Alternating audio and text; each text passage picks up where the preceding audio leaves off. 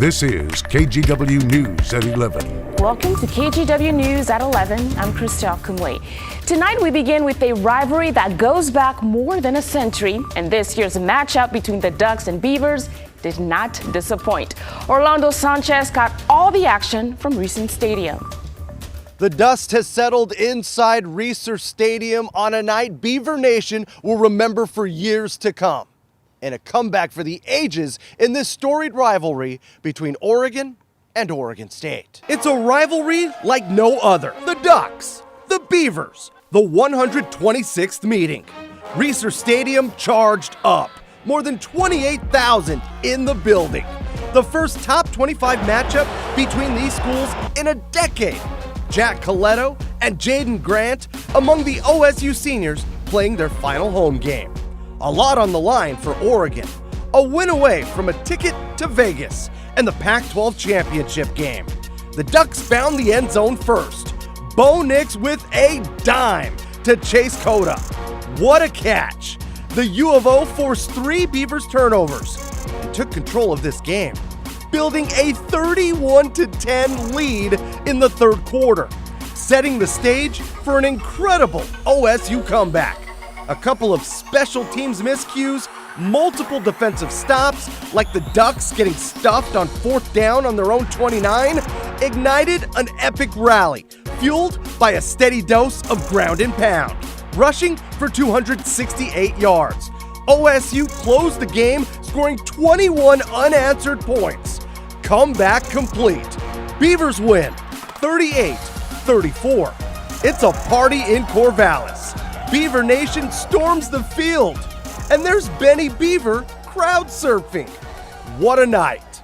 For that to be the last game in Reese for me and some of my teammates, I'll remember that moment for the rest of my life. You know, those Oregon kids, you have that game, circled on your calendar, and you're ready for it because you know how much it means. I can remember, being in 4th, 5th grade, walking into school, and it's either you're on orange or you're with the green and yellow. All of the seniors who've given up so much and sacrificed so much just for this program, and to see it kind of go out like this and end like this and this be your last game, I mean, there's nothing better than that. This feels so amazing because, just after this game, just the years of work that this team has put together for the year, just in the summer, in the spring, people going down, people stepping up. The many of hours in the games that we didn't come on top, where we kind of fell short, just all of those things kind of flash in front of you, and it's like, dang, man, we're finally moving in that direction that this program has always been going, and it just feels good to get over that hump.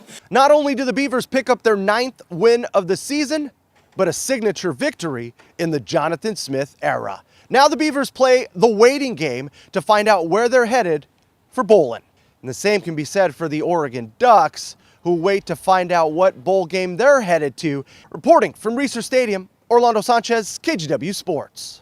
All right, now Joe Ranieri is joining us, and Joe, we'll get to the weather in a second, but I know you're a Beaver fan, so what do you think about this game? I couldn't believe it. My wife was texting me earlier, and it was like 31-10. I'm like, oh man, hey, at least we get a bowl. And then I looked at the score later, and we had a lead. So it was thrilling, and I think all Beaver fans are excited, not only that we got a 9-win season, but potentially 10, and we're also, of course, waiting to see where we go in the bowl. But as we look at the weather, the rest of your weekend is going to be very interesting. We have a frontal system that's moving on shore right now, bringing in some scattered showers through parts of southwest Washington and along the northern Oregon coast. That's going to be the case overnight, and these showers will get heavy at times. Meanwhile, you travel throughout the Oregon Cascades, you are going to be seeing some heavy mountain snow, anywhere from 2 to 4 overnight. Well, the impressive amounts arrive heading into tomorrow, where you could be looking at another 6 to 12 inches by the end of Sunday. Snow level at 3,000 feet. Very cold air arrives next week, and there is a slight chance where we could be looking at a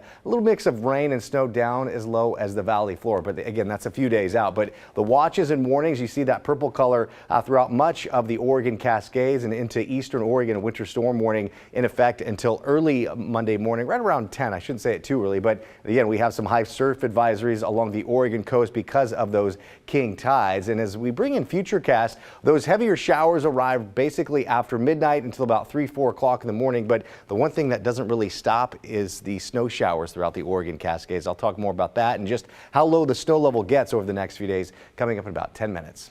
Thanks, Joe. An organized retail theft suspect was caught by Hillsborough police today. Authorities say the suspect stole $1,200 worth of merchandise from local businesses. Investigators also think this suspect is part of other theft cases. The Moscow police are continuing their investigation into the murders of 4 University of Idaho students. They now say there is not a link between this current case and 2 others in the Northwest, one in Washington and the other in Oregon.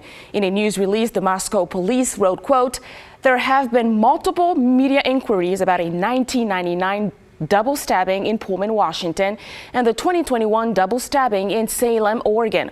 While these cases share similarities with the King Street homicides, there does not appear to be any evidence to support the cases are related." End of quote. A lot of us came together tired, scared, angry, and we'll be pushing forward for more change in all of our communities. 1 week ago, 5 people were gunned down inside an LGBTQ+ nightclub in Colorado Springs. More than a dozen more were injured in the mass shooting before patrons stopped the alleged shooter. This week, people gathered at vigils and rallies all over to mourn the lives lost and to call for an end to gun violence. Alma McCarty attended one of those events today in Lake Oswego. Standing up and speaking out against gun violence, bigotry, and hatred. And public silence for the lives taken by gun violence in these tragedies. Following the deadly mass shooting at Club Q in Colorado Springs that claimed the lives of 5 people last weekend, Perrin Tiemann and Flynn Williams organized a vigil at Millennium Plaza Park in Lake Oswego. They focused on the lives lost and the ongoing fight for properly enforced common sense gun laws. I was really grateful to be able to have this space to be able to mourn. I think it's really easy after a mass shooting to become desensitized because there are so many, but I think it's important to hold space for people to recognize that it's a terrible experience. It was especially important following the shooting at Club Q to show the LGBTQIA+ community, as members of that community, that we are here for them. Those in attendance Saturday, like Shannon Walton Clark, still recovering from the heartbreak. As a queer non-binary person married to a queer genderqueer person, our household just broke. I know what it's like to have a dance club and a gay bar be the only safe place. I know what it's like for that to be the sanctuary. And every time this happens, it's that feeling like it could have been one of us. It's that moment of knowing that this is all of us at the same time. Earlier this week in Vancouver, many came together in community, mourning the victims and mourning the loss of a sense of safety. But when it happens somewhere that we have dedicated as a safe space to build our community, it hits a deeper place of pain. Nobody is safe. We need to continually be vigilant and looking over our shoulders, and that sense of safety is not there. It's gone. Coast to coast, people gathered to pray for peace and will continue to do so as they fight to regain that safety and security and put an end to gun violence. We just keep going. We don't have any other choice. For so many of our friends, they're survivors of gun violence. We are part of their connection, their family, and that's something that we can't give up or change. Alma McCarty, KGW News. Today in Colorado Springs, people marched in solidarity with those affected by the mass shooting at Club Q. The march included 4 survivors and was organized by a group called Armed with Love. Those in attendance walked with their signs in honor of the victims and survivors. The march ended at Club Q. The 22-year-old suspect in this shooting made an initial court appearance Wednesday. The suspect is charged with 5 counts of first-degree murder and 5 counts of bias-motivated crime causing bodily injury. They're being held without bond. Today marks 1 week since the shooting.